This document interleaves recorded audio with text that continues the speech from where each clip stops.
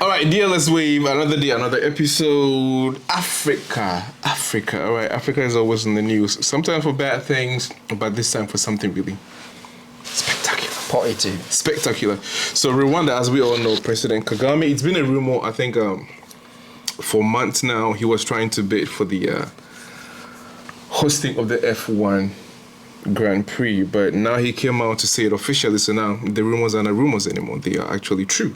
All right, so speaking at the International Automobile Federation's end of season prize giving ceremony held in the Rwandan capital of Kigali, Kagame confirmed the long rumored bid.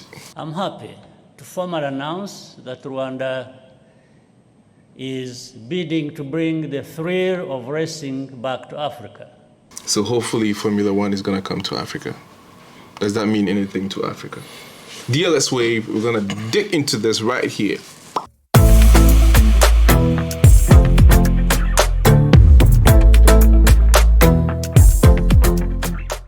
All right, so F1, Formula One, does anybody really care in Africa if F1 comes to Africa or not?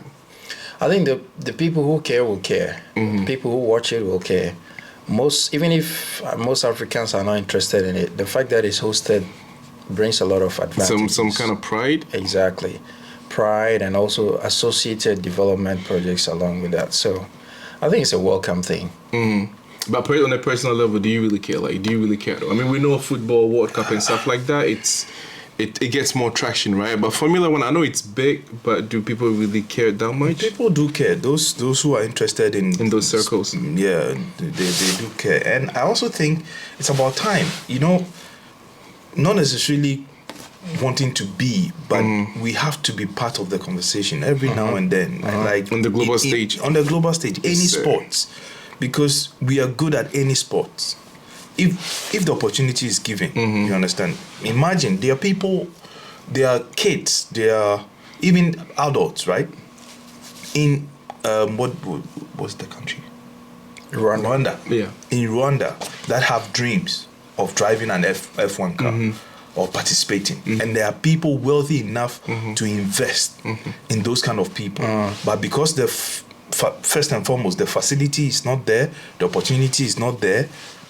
People are like, okay, let me direct my investment towards something else. You understand? Yeah. So it's a good initiative. Yeah, I think so too. Because, like you said, a lot of kids are probably inspired by people like Hamilton, Verstappen, all these guys.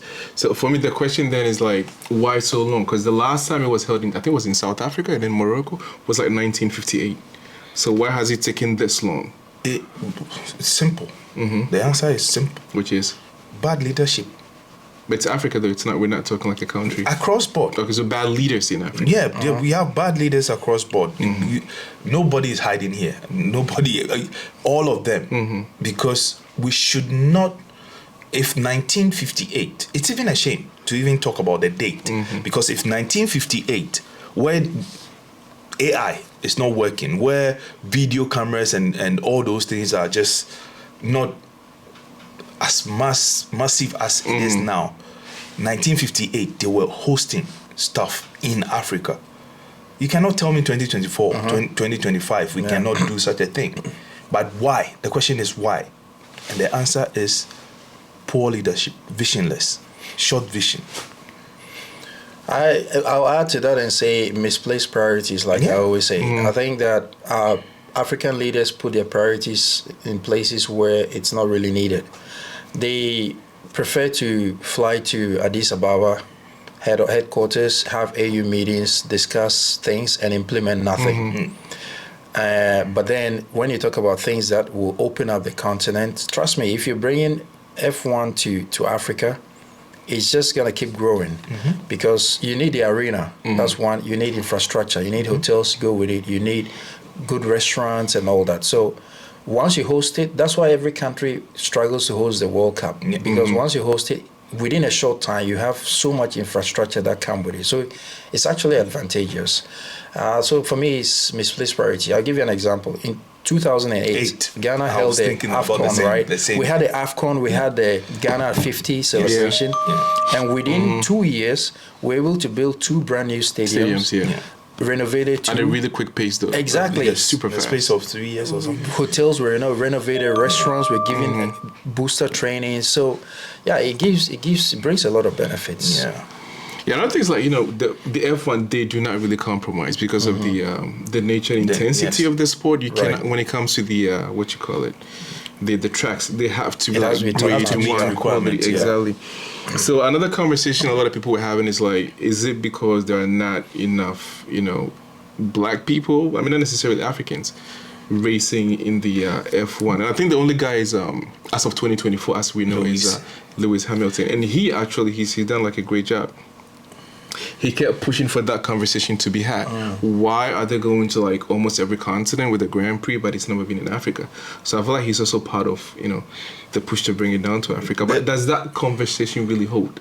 That is it because there aren't a lot of black It people? does in and the doesn't F1? to some extent.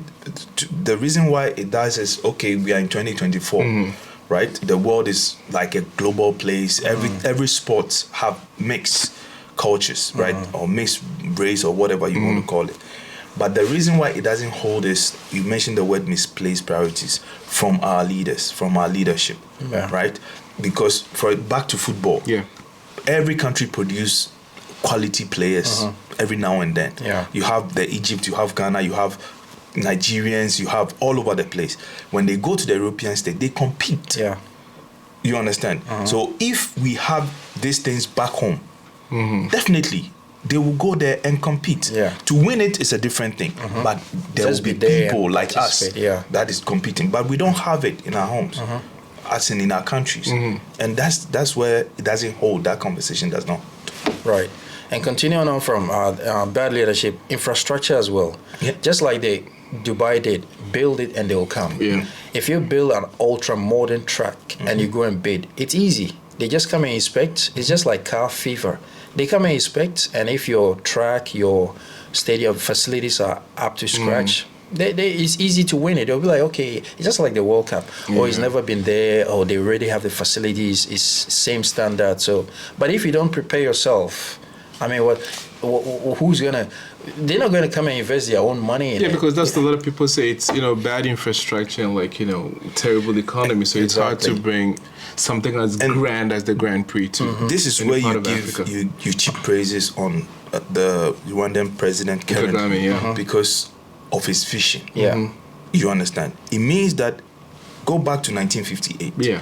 If you have had maybe 10 of his kind, Africa will be a place. Yeah. He deserves everything, because if you look at where they are coming from, and I always say this, it's only a fool that does the same thing and hoping for a different result. result, yeah. But they've made their mistakes. He has come in. I'm not saying he's perfect, Yeah, of course. but he's taking the right decisions, Yeah. the right steps. Yeah. As a country, he's actually, Rwanda sponsors Arsenal. Yeah, I was just gonna say that. You always see visit Rwanda. Yeah. And when he started it, even Germany had a problem with it. And it's like, okay, you can come and take your donations. We will still do it anyways. Right. Because we have the resources. We Right. have, and that is the mindset we need. I'll just still stay on that. Sorry to cut you off, so I don't forget.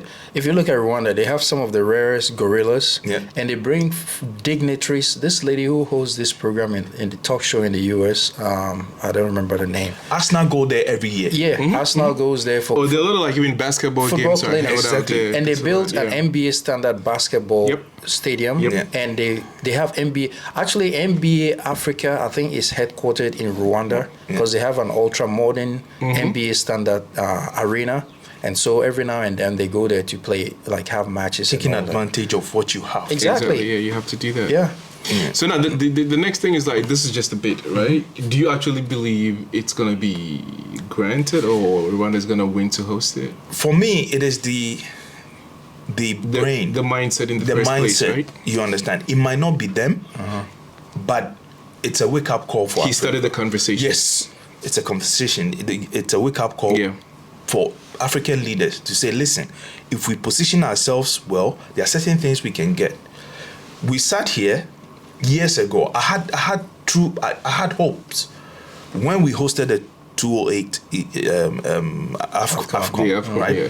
I felt that we would have pushed on, Yeah. and tried even bid for the World Cup. Just do something as a country. Yeah. I felt so proud because of the things we did, and now look at it. Look at our stadiums and stuff. We have rather retrogressed. You know, Yeah. so it's leadership. It is leadership. Talking of if the bid will actually come through, I think it's possible because these international sporting organizations, they consider a lot of things. Yeah. Proximity to the for their how do you call it, spectators, Yeah. and how The rich athletes the region themselves, is. yeah. Exactly. And if you look at Rwanda, is strategically positioned because they are closer to, say, South Africa, Southern Africa in general. They are usually more interested in those kind of things more than, I would say, the western part. And also, if you look at the weather, they have cooler weather, and so it's easy for people from cooler countries to feel comfortable. And many other, but I also know that with F1, usually they like to hold it in warmer places because of the track and all that. But I mean, if you consider all the other factors, will people want to visit? Is it safe in the country? And I think Rwanda has a lot of those things. So yeah, it's possible. And they have some of the best coffee. If you're a coffee lover, man, Rwandan coffee is amazing. But the thing also is that there's a lot of things at play here, right? Because the FIA has to come and do a lot of checks. We're talking about accommodation for like you said, visitors that are gonna come in, transportation, food, these kind of like social services. So the point is, I think if they qualify, they meet all those criteria, right? Check, all the boxes get ticked. I don't see why not. I think with just the little this current president have done, I know they will push to meet the requirements. Yeah, because that's what he said. Yes, exactly, they have to push to meet the requirement. They will push. I won't say they have to. They will push because for the fact that the thought of it and to start the conversation, he knows there's. Of course, if you're not ready, of course you've done your research, your findings, and you understand what goes into it. And it will be an enormous achievement. Of course. Yeah. And then after, they keep it up. Yeah, I don't think it's impossible. Why is it impossible? Like, we've been talking about like an entire continent, not a country. So it's kind of been embarrassing been having this conversation in 2024. I don't know for sure, but I actually think it might be easier to host F1 than World Cup. Yeah, because the spectatorship for F1 is much lower than the World Cup. Most people just watch it on TV. Grand, So you might have like 50,000 people in the stadium for each race, whereas in the World Cup you have multiple locations, millions of people. Yeah, for a month continuous. Yeah, exactly. So I think it won't be difficult for them to do. To be honest. All right, guys. I'm hoping you guys did see the video, the speech that he made. So we're trying to push an Africa agenda here, which we don't think is a bad thing, right? It's a global community, so it should be like that. So for the word to get out there, you guys got to share this video, ask your friends and families to subscribe, right? So we can push the agenda ahead. Yeah. So the next thing I would like to talk about is why. Why is that not many Africans, not necessarily but black people like in the F1? When we talk about World Cup in the football, like almost all the other like disciplines, you can find teams or people from, the African or black background. But then when it comes to F1, only Hamilton, Lone Ranger. Is there a reason to that? Across, you're talking about across, not only in Africa but the whole world. Globally, yeah. He's the only guy. I watched his documentary a couple of years ago, and it takes a lot of money, time, sponsorship and stuff like that, and all that for you to be able to get to, and then it takes you, the driver. It's not an easy thing, right? It's a sport. I get it, but it's not an easy thing. You need commitment. So first, for our likes not being too much involved, it has to do with money, right? And then the commitment, and then the rest follows. You're trying to say black people are not committed? No. It has to. You have to get the money to invest in your kid, to push him constantly. Yeah, but that is an interesting thing you brought up, because Hamilton, I also watched one of his documentaries, just not you, I also did. He made like certain comments saying it was really like extremely difficult for him to like get to that level because he did not, he looked out of place, so to speak. So it's kind of a thing that there's a lot of like pushback, and it's not easy to kind of like get to that level. So I don't know if that makes it like a thing. It's like people will try, and then it's like they just gonna give up? I don't really know any stories like that, but maybe it's a possibility. I will still stick with that Dubai thing. Build it and they will come. If we had our own arenas and we had our own local competitions, then you would groom your own races locally, That makes a lot of sense. right? Because it's just I'm just linking Yeah. that to football. Exactly. With your local leagues I was and thinking about everything, that. right? So Yeah. people come in to It's do very what? easy, to exactly. scout for the drivers. Yeah, Yeah, but exactly. But, I like that but the idea. thing is, you know, we have the Formula One, which is the top, top, the apex, the yeah. top. So for you to come from Africa, you have to go through certain steps. I don't know whether there's qualifications and stuff. Definitely. But Yeah. you have to have from back home, of even if you're born in the States, Yeah. it is the resources, the funds Yeah. to start. Right. Because it's extremely expensive. To buy Yeah, I think I think one car, it's called like costs you- it's like something around the super license. The license, it's like it's really difficult to come by Difficult. into. Yeah, it's like football, you're saying. saying. But if you look at the academies are all over the world, right? The number of players that drops out, not being able to play for an elite club or a certain level of the championship or whatever, it's a lot. It's a lot. Yeah. Imagine Formula One. Yeah. Although the pool, the number is just small, but it is the investment. Yeah. So if you can keep I think up, you guys it are makes it- absolutely right. it makes it What you difficult. said actually rings a lot of bells because a lot of bells because it's like football. I'm linking it to football, any other discipline, right? Once you have your own little local like Yeah. academies, Right. What do you call those things? Leagues going on. Yeah. Naturally, You just gotta get professionals come in Yeah. to scout for Right. the top best. And then But you need groom them. the infrastructure. Yeah, that's exactly. Because you see, with football, Yeah. you can play on the Sakura Park, right? On any grass or any land you see, we play, right? But with this one, You they can't go are- and race it from La Wanka. You're Yeah. gonna skid off. Yeah. on you this, understand? You need a specific place, Yeah. a specific car at a tender age, right? Yeah, yeah, to start- continue. Right. You know, if not, they will be pushing you in Koli car. And also, I think that most African countries have not paid attention to other sports. Like if you talk of Kenya, it's athletics. Yeah. Everybody knows East Africa is athletics. You talk about West Africa is football. But if you look at Ghana, for instance, we actually have a national basketball team. We have a national volleyball team. I think it's called the We have almost Black everything. Bombers or something. Everything done is black. But you never hear of Black them. Bombers, Yeah. Black They- Starlight, because the Black first Star, no, Black but the Satellite. truth is the Facilities are not there, the facilities and the are not focus there. is too much on just football. Yeah, but do you also know? think is it because we got too many problems we have to like pretty much look at it? We don't have like the I think capacity. it is They leadership just- they and just structure. don't- yeah. It is look leadership. This is our 5 years plan, right? 10 years plan. Okay, the Black Bombers or the Black whatever. I don't know what you're bombing, but Yeah. But okay, this is what we have for you. Yeah. These are the facilities across the 16 regions or the 10 regions back then. It was easy. You remember we talked about football here the last time. We talked about the coast. Yeah. The coast football. Yeah. Yeah. It's the same. But the infrastructures are not there. You're talking about even our national team doesn't have a training ground. Exactly. What are you talking Yeah. about? You understand? So I was about to say the all same this, thing. like back to Rwanda, yeah. I hope they start to build and encourage parents. Right. But I'm telling you, it is expensive. Oh, it is, but I feel like like you said, baby steps, Yes. right? Yeah. They're on a Yeah. good track. So I think they like they should be an example for other African countries to emulate because this is a good thing, right? You position yourself in a way that you become part of the conversation, not to get the cool shit every time you want to Yeah. be part of it because you got nothing to go on. Okay, yeah, we're gonna do it in Africa. Who's got what it takes? Nobody. Yeah. So you cannot even start that conversation as a leader, or what you call it.